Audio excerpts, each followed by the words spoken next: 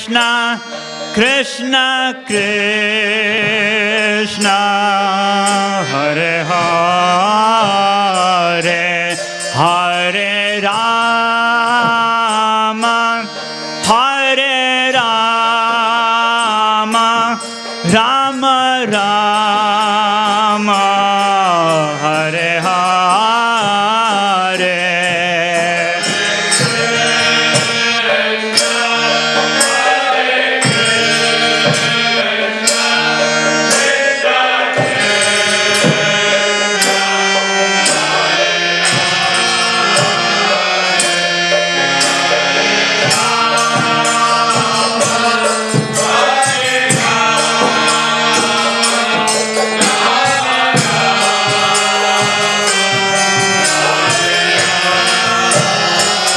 Hare Krishna, Hare Krishna, Krishna Krishna, Hare Hare, Hare Rama, Hare Rama, Rama Rama, Hare Hare.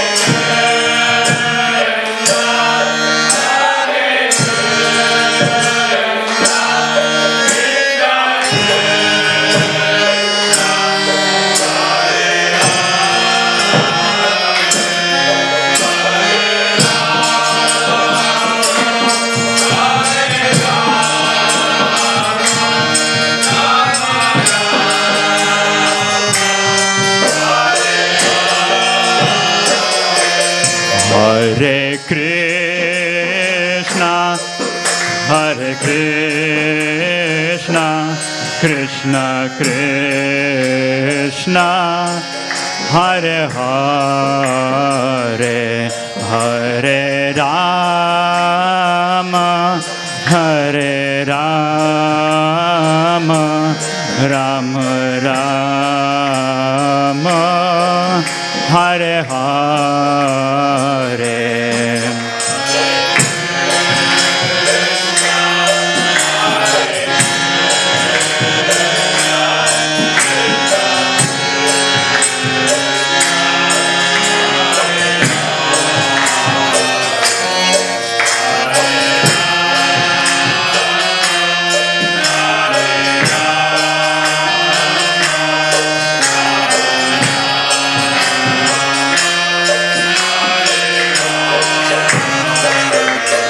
Hare Krishna, Hare Krishna, Krishna Krishna, Hare Hare,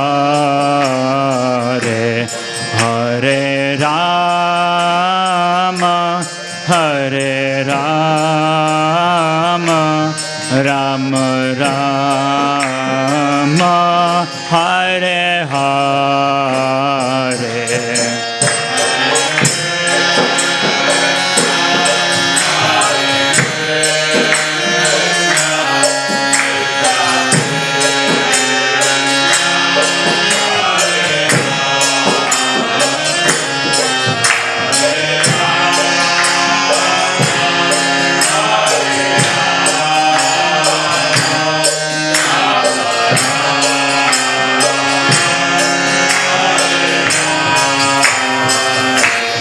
Hare Krishna, Hare Krishna, Krishna Krishna, Hare Hare, Hare Rama, Hare Rama, Rama Rama, Hare Hare.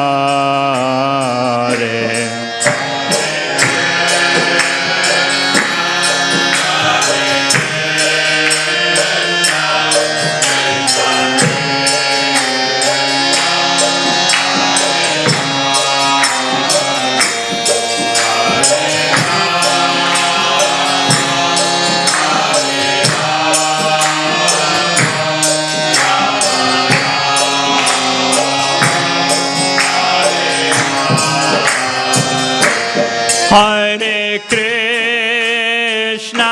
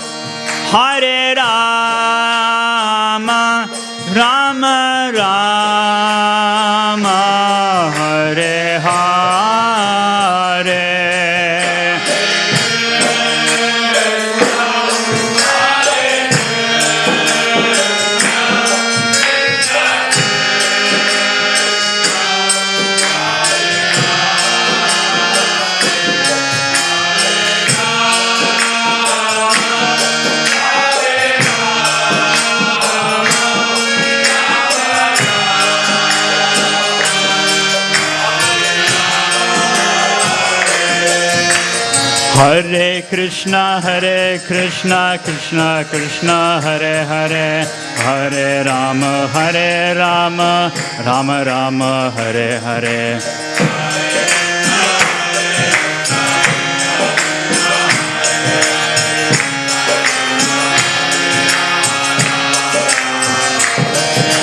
Hare Krishna, Krishna Krishna, Hare Hare, Hare Rama, Hare Rama, Rama Rama, Hare Hare. Hare Krishna, Krishna Krishna, Hare Hare, Hare Rama, Rama Rama, Hare Hare.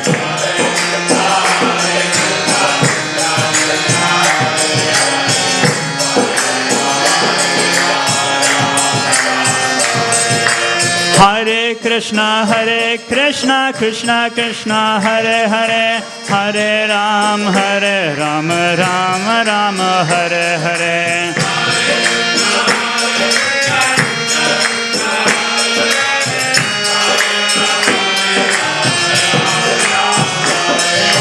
Hare Krishna, Krishna Krishna, Hare Hare, Hare Rama, Rama Rama, Hare Hare.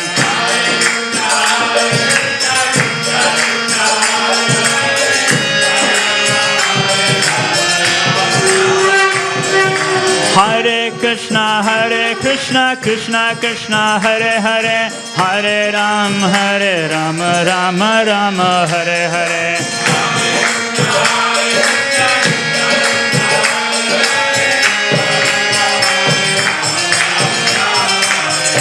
Hare Krishna, Krishna Hare Hare, Hare Rama, Rama Rama, Hare Hare.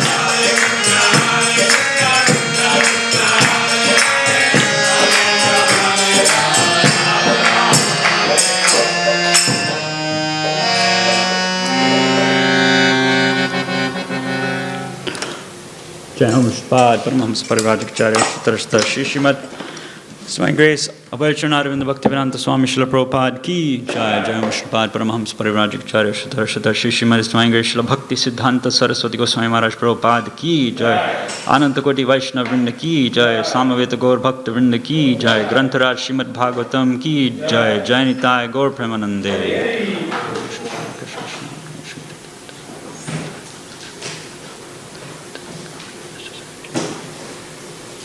Om Namo Bhagavate Vasudevaya. Om Namo Bhagavate Vasudevaya. Om Namo Bhagavate Vasudevaya. Om Namo Bhagavate Vasudevaya. Om Namo Bhagavate Vasudevaya. Om Namo Bhagavate Vasudevaya. Today we're reading from Canto 2, Chapter 1, the first step in God realization, text number 2. Shrotavyadini Rajendra. Shrotavyadini Rajendra. Nirnam Santi Sahasrashaha. Nirnam Santi Sahasrashaha.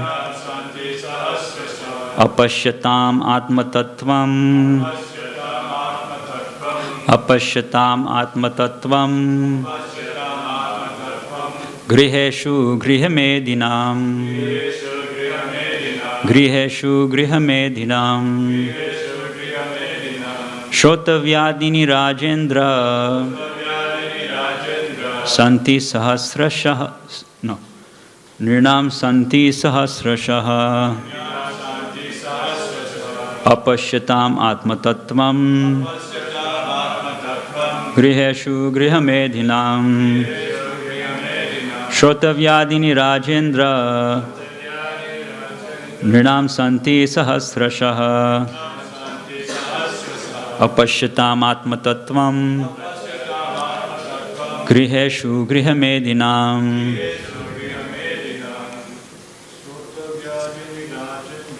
Shrotavyadini Rajendra. Nirnam Santi Sahasrasaha. Apashyatam Atmatattvam. Griheshu Grihamedinam. Shrotavyadini Rajendra. Nirnam Santi Sahasrasha. Nirnam Santi Sahasrasa. Apashyatam Atmatattvam.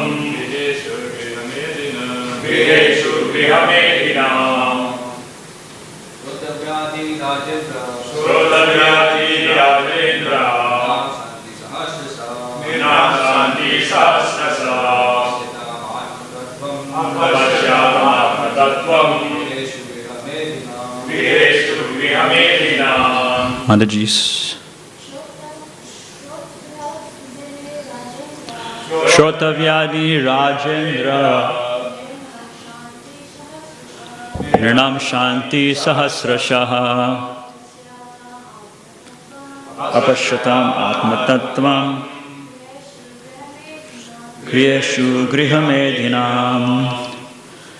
Translation and purport by His Divine Grace A.C. Bhaktivedanta Swami Srila Prabhupada. Srila Prabhupada Ki Jai. Translation. Those persons who are materially engrossed, being blind to the knowledge of ultimate truth, have many subject matters for hearing in human society, O Emperor. Purport. In the revealed scriptures, there are two nomenclatures for the householder's life. One is Grihastha and the other is Grihamedi. The Grihasthas are those who live together with wife and children, but live transcendentally for realizing the ultimate truth. The Grihamedis, however, are those who live only for the benefit of the family members, extended or centralized, and thus are envious of others. The word Medi indicates jealousy of others. The Grihamedis, being interested in family affairs only, are certainly envious of others. Therefore, one Grihamedi is not on good terms with another Grihamedi. And in the extended form, one community, society, or nation is not on good terms with another counterpart of selfish interest. In the age of Kali, all the householders are jealous of one another because they are blind to the knowledge of ultimate truth. They have many subject matters for hearing, political, scientific, social, economic, and so on. But due to a poor fund of knowledge, they set aside the question of the ultimate miseries of life, namely miseries of birth, death, old age, and disease.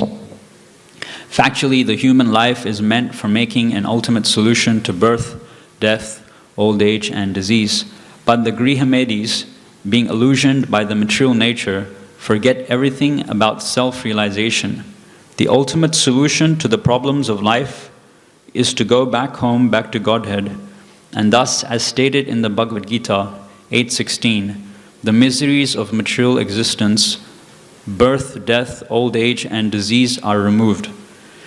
The process of going back home, back to Godhead, is to hear about the Supreme Lord and His name, form, attributes, pastimes, paraphernalia, and variegatedness. Foolish people do not know this. They want to hear something about the name, form, etc., of everything temporary, and they do not know how to utilize this propensity of hearing for the ultimate good. Misguided as they are, they also create some false literatures about the name, form, attributes, etc. of the ultimate truth. One should not therefore become a grihamedi simply to exist for envying others. One should become a real householder in terms of the scriptural injunctions.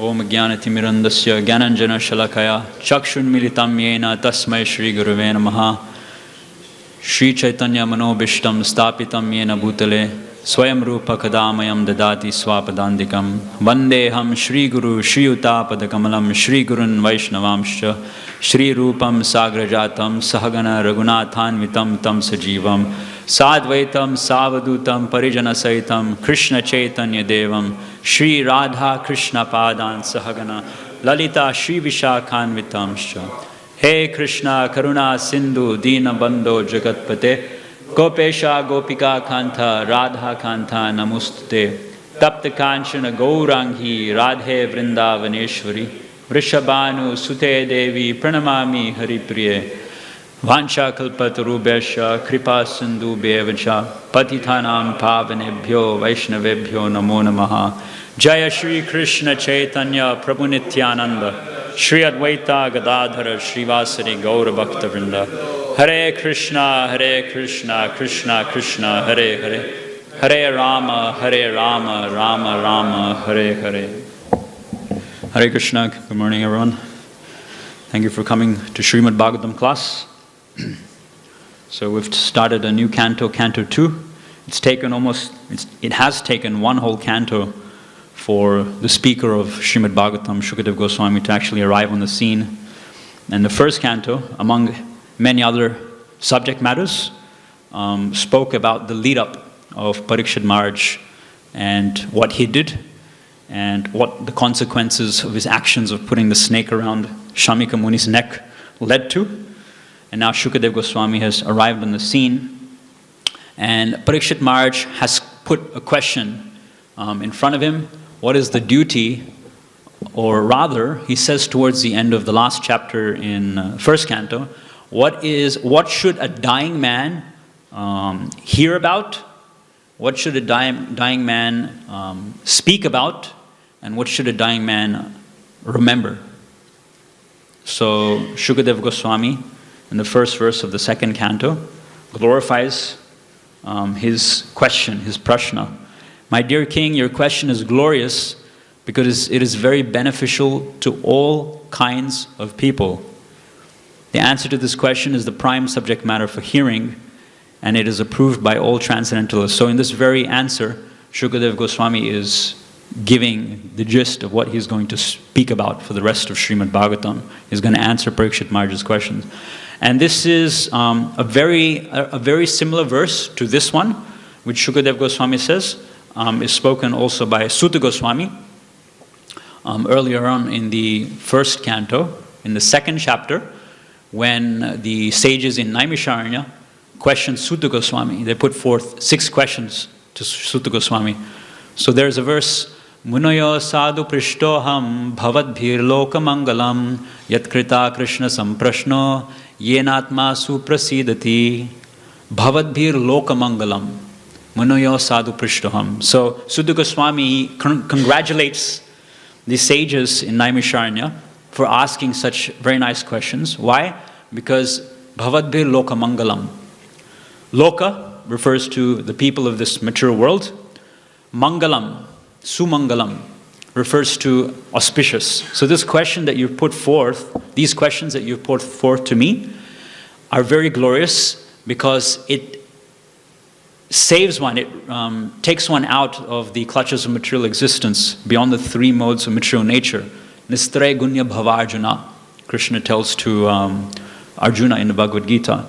This Bhagavad Gita, by hearing it attentively, takes one out of the clutches of the three modes of material nature, goodness, passion, ignorance, makes one transcendental. And Srila Prabhupada, in the purport, he explains that all conversations, or rather conversations are happening not only in the human species of life, but conversations are happening in all species of life in this material world.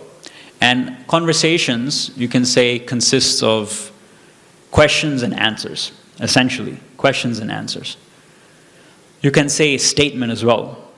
Like, for instance, if I say, I went to the beach, right? That's a statement.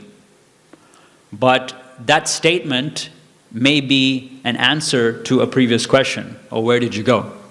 I went to the beach. So the statement is actually an answer. And also, if you just take it as a statement, I went to the beach, then the next thing is someone is going to ask you, okay, so what did you do at the beach? So the statement itself is going to lead to another question. So essentially, conversations are just basically questions and answers. You can't sustain a conversation with someone just on statements. It wouldn't make sense, it wouldn't go very far. So questions and answers are essential, and all these bhakti shastras are just basically just conversations between two or more people. And in some cases, like for example, when Krishna was speaking to Uddhava, someone like Maitreya Rishi, he was overhearing, and he was adrita. Adrita means he was very eagerly listening. And once he heard this conversation, then he became the person, the instrument used by Krishna to give answers to Vidura later on. So questions and answers. So Srila Prabhupada mentions in that purport, I think it's Bhagavatam 1.2.5. Bhavadbhir lokamangalam yat krita Krishna samprashno yenatma suprasidati. Questions and answers on the topic of transcendence. Yenatma suprasidati. It makes the soul peaceful and satisfied in this material world. So Prabhupada explains that the birds, when they wake up in the morning, they're also asking, where is food, where is food? Srila Prabhupada mentions that in Parliament, people are asking questions and answers. At your workplace, your boss is asking you questions and you have to answer your boss. So questions and answers are going on. But if you ask questions on the right subject matter, then the answer that you will get can give you a very different result. It can free you from this material world, from this bondage. And Srila Prabhupada mentions in Krishna book, I think it is, that when someone looks at a book, at the cover of a book like Krishna book, one naturally sees Krishna there and Radharani, and there's big bold letters saying Krishna, the Supreme Personality of Godhead. So one naturally asks the question, who is Krishna? Who is the girl standing next to Krishna? Srila Prabhupada mentions. And this question itself is the very beginning of liberation for a soul who asks such a question, who doesn't know. So that's why distributing Krishna book especially, it's a very nice thing. One of my best experiences in doing a marathon, or even it was a traveling Sankirtan. I went with another brahmachari to Canberra, and we were there for 5 or 6 weeks. And the only book we had was Krishna book. We just had Krishna book to distribute, and just some small and medium books. So every day, I knew exactly what book I was going to present, and every single person you stop, you can't avoid saying Krishna. You show the pictures, and there's pictures of Krishna killing demons. You know, Mother Yashoda's looking in Krishna's mouth. So you become very Krishna conscious, and people ask the question, who is Krishna? So then you have to be very direct. Yeah, Krishna is the Supreme Absolute Truth. Krishna is God. Krishna is the master of all yoga. So you can describe Krishna in many different ways. So, but if you distribute other books, of course, all books are absolute, but you may be able to get away without mentioning Krishna's name. It's if you're distributing, let's say, Bhagavad Gita or Bhagavatam or something. But Krishna book is very direct. So it's a very nice book to distribute. So one of the qualities of Shukadev Goswami, I think we mentioned last week, is that he is fully pacified. And we were talking about Astita Dir Muni, how Astita Dir Muni, one who speaks on transcendental subject matters, he gives up all varieties of sense gratification. Why? Because he's able to be satisfied inside of himself. Astita Dir Muni has given up completely from the root vitarag bhaya krodha, material attachment, fear, and anger, and whatever good or bad he receives in this material world, he takes it with an equal mind. How does he engage his senses, and how does he control his senses? If some opportunity for sense gratification comes his way, then just like a turtle withdraws its limbs, the Sthitar Dir Muni also withdraws his senses from that opportunity for sense gratification. And the important thing is, how does a bhakti yogi engage his senses? He engages his senses with material objects only as much as is required for Krishna's service. And he does so also following the regulated principles of freedom. Now, that's a very important point for devotees, us who are practicing bhakti yoga. Because one of the fundamental principles of devotees engaging their senses in this mature world is a principle which is enunciated by Rupa Goswami, Yukta Vairagya. You probably heard of this term, Yukta Vairagya. Can anyone tell what is Yukta Vairagya? Can anyone say? Yitindra Prabhu.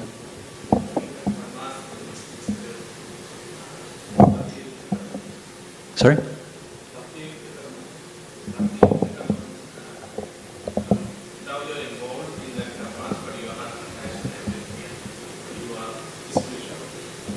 Yeah. Okay. Yeah. In a very high level, Yukta Vairagya means understanding that nothing in this world belongs to you. So you can't actually renounce anything because it doesn't belong to you in the first place. So whatever material facility you have to use it in Krishna's service. So, but if that Yukta Vairagya is not based on Vairagya, so Yukta Vairagya has to be based on Vairagya. Unless you're first completely detached from material objects, it's very difficult to utilize material objects in Krishna's service. Does that make sense? Yeah. Because we don't know where to stop. Because you can engage anything and everything in Krishna's service. All material objects can be utilized in Krishna's service. But if you're attached to money, it's very hard for you to utilize money in Krishna's service because you'll want to spend the money for your own sense gratification. So first, your bhakti yoga practice has to be based on detachment. If you're actually detached, then you can very easily utilize material things in Krishna's service. Otherwise, if you can't do that, then best to stay away as far as possible from excessive material, gathering excessive material objects. Like Bhaktisiddhanta Saraswati Thakur, he told the story of one sannyasi who was instructed by his guru to study the Bhagavad Gita. So the sannyasi, he goes to the cave somewhere far away. There's no people there, and he sits in his cave and he's reading his Bhagavad Gita. And in the cave there's a mouse, and he starts nibbling away at the pages of the Gita. So then he gets a cat to scare away the mouse. So now there's a Gita in the cave, there's a mouse in his cave, and there's a cat in his cave. But the cat needs milk.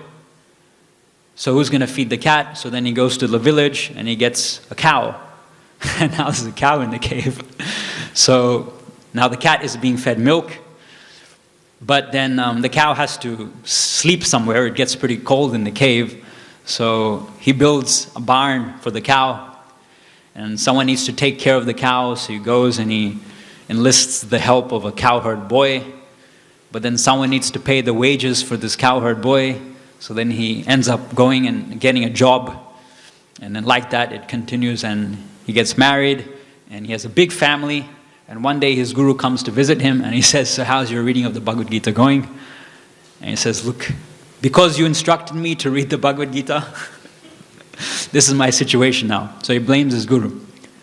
So that's a really nice example which shows us that unless one is first detached, then one doesn't know where to stop with acquiring material things, and one ends up blaming even his spiritual authority.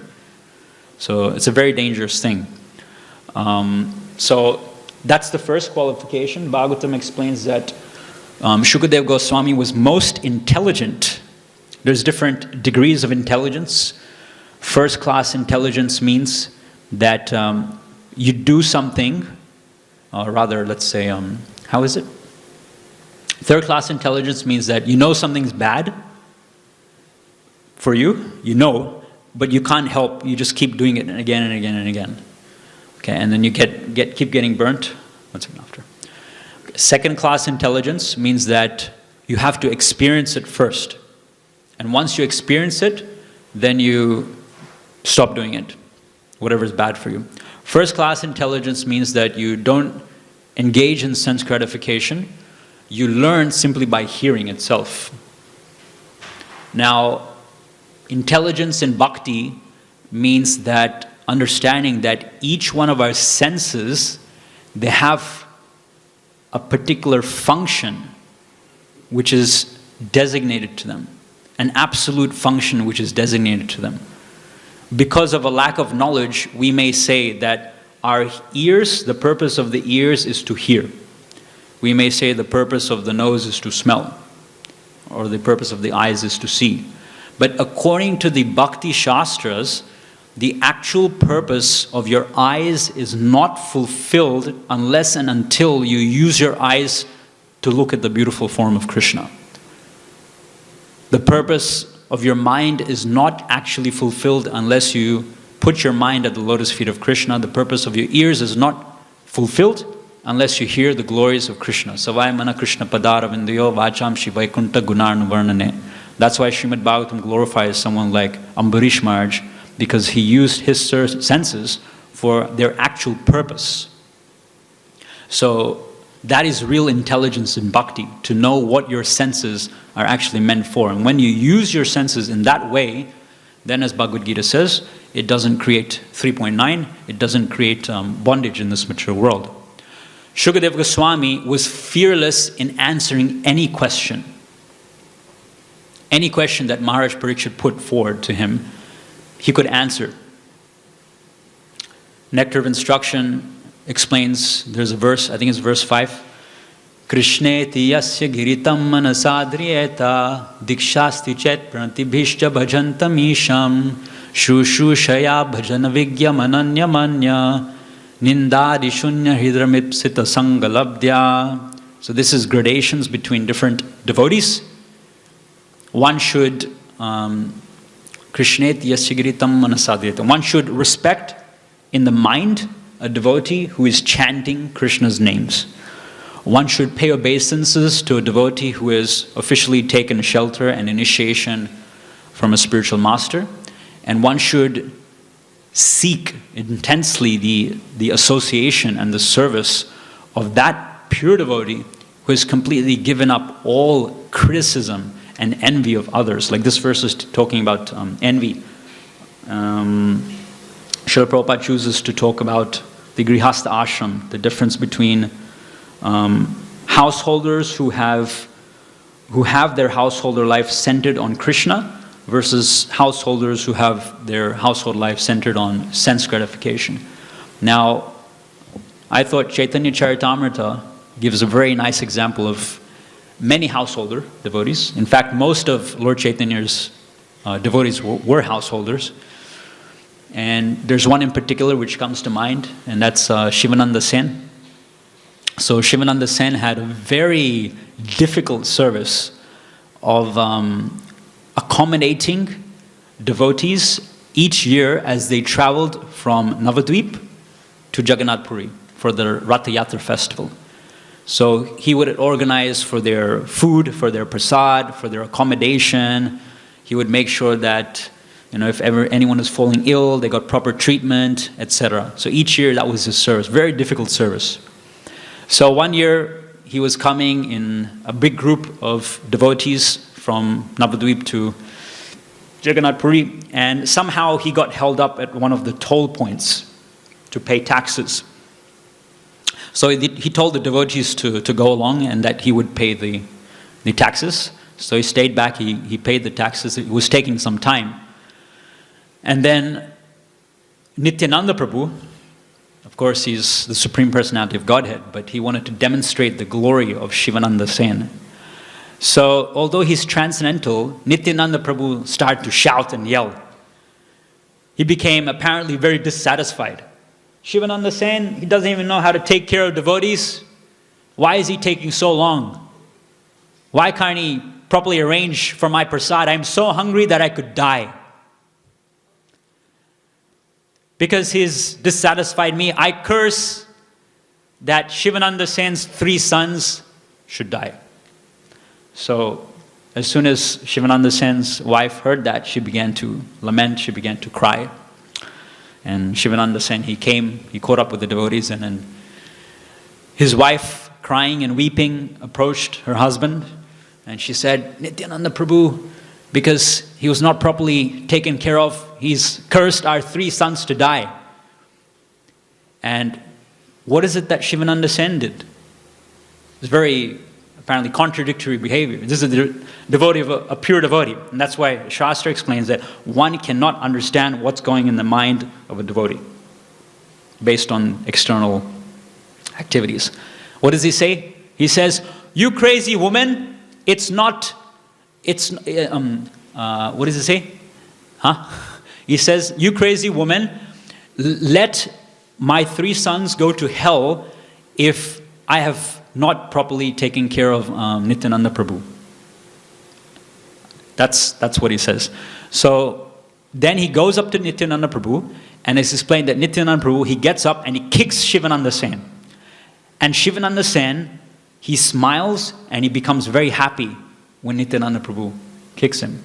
Now in Kali Yuga, one of the symptoms is argument and not being able to follow authority.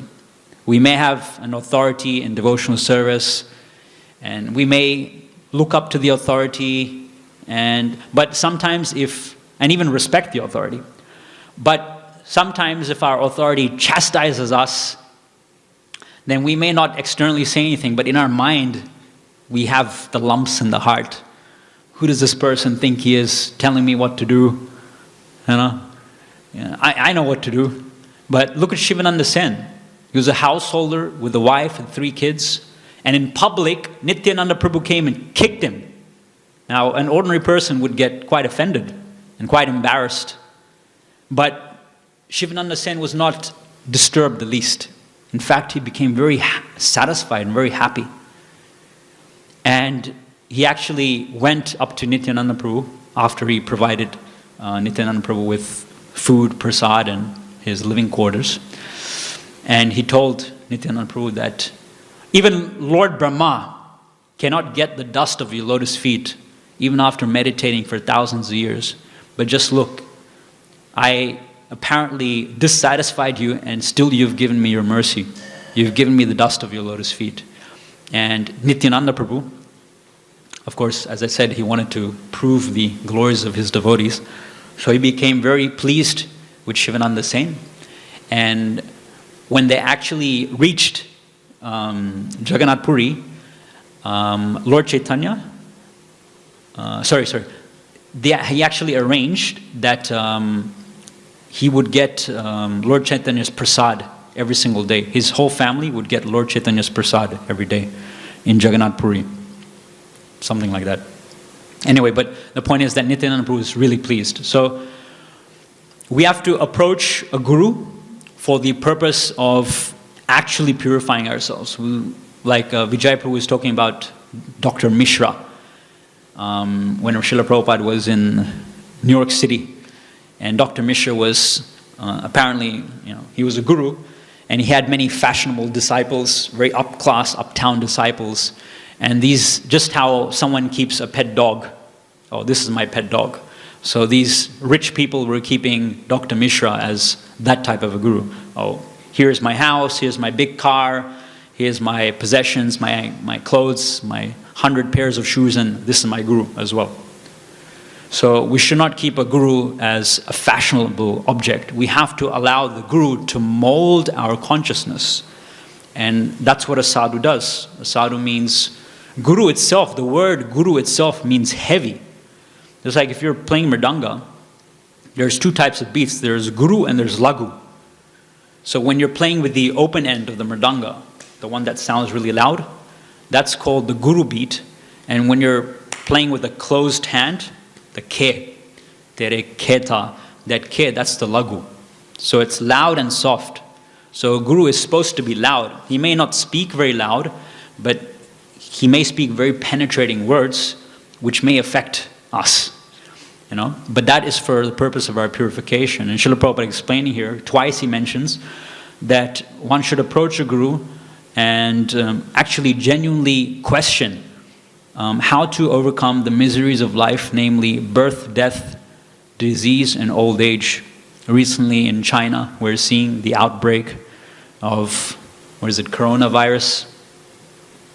So we're so advanced in our technology, in the medical field, but Krishna can create, Maya can just create a disease like that, and it can kill thousands and thousands of people. So entire cities in China are just shut down.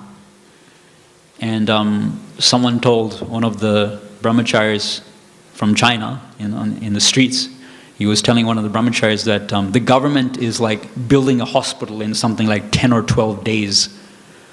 And they have all these heavy machinery there to cater for the people. Because the lockdown is affecting something like 56 million people. So in entire city, and something like 80 people have already died because of this virus, and they have another 3,000 cases confirmed, and it's spreading throughout the world. And that's happened in the past as well, with SARS and so many other viruses. So no one can stop disease. Even if you get a cure for a disease, another disease will come. That's one of the set miseries. Birth. Someone said recently that birth is another name for death, because the two go hand in hand. And that actually reminds me of another thing, is the famous basketball player, NBA basketball player, Kobe Bryant. Maybe you heard of that as well.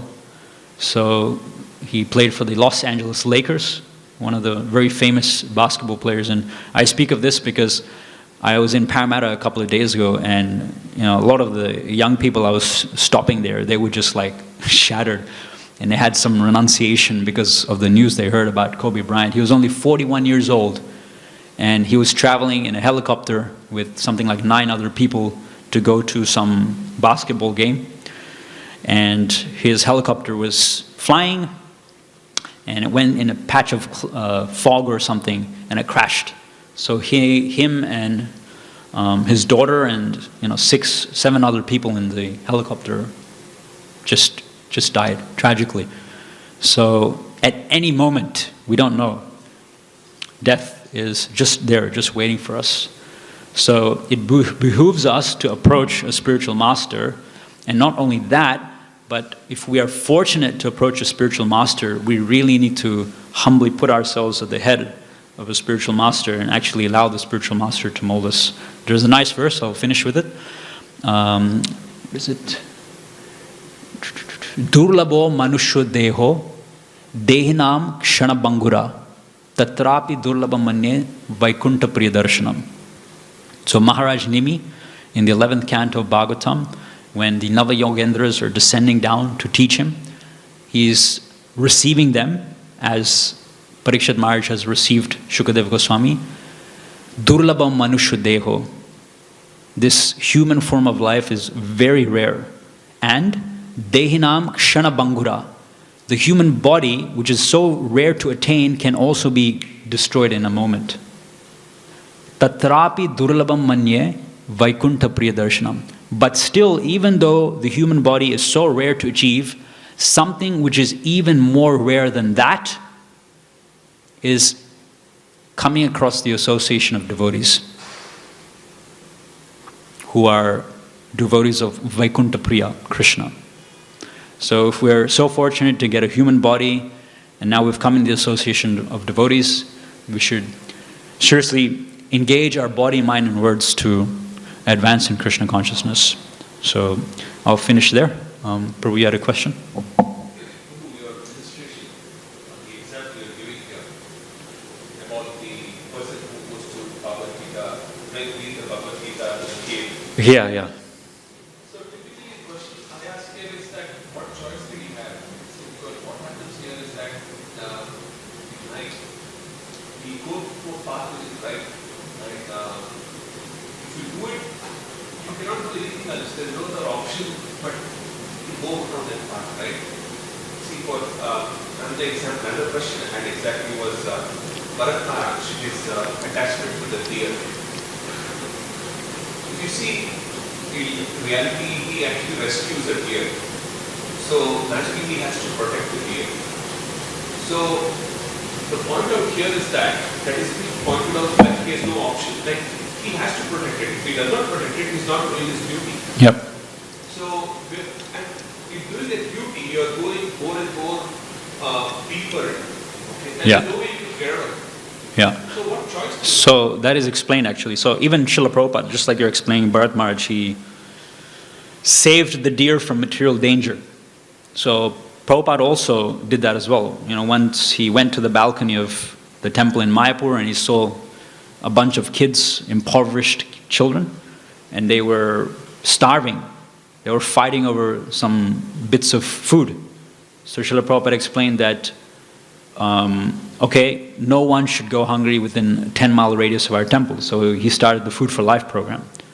So a devotee, it's not that a devotee doesn't help people who are in material distress and doesn't want to get himself engaged in material world, right? Material activities. But the point is that we always, like with Bharat Maharaj's case, the acharyas explain that what he did in terms of saving a deer, that was by the will of providence. A devotee is soft-hearted, so any devotee would go and rescue the deer. Okay, but now the deer has been rescued, but the acharyas explain that Bharat Maharaj's fault was that even though he was on the stage of bhava, he was practicing bhakti by himself without the association of devotees. So no matter what our material path is, if we keep the association of devotees, the devotees will teach us how to go about on our material path in a Krishna conscious way. If we don't have the association of devotees, we won't know what to do. So Bharat Maharaj, he didn't know when to stop excessively taking care of the deer. The deer was already grown up, but he was still very much attached to it. Even though he gave up his wife, his kingdom, his opulences, he didn't have anyone there in the forest, any devotee, to tell him, okay, the deer has grown up now, the deer can go by itself. Now you practice your bhakti. He didn't have anyone to tell him like that. So yes, we have our material duty, and if we keep engaging in material things, we'll get entangled. But the purpose of devotee association is they tell us how to Krishnaize our material activities. And any material duty can be Krishnized. If you're working, your money can be given to support preaching, for example.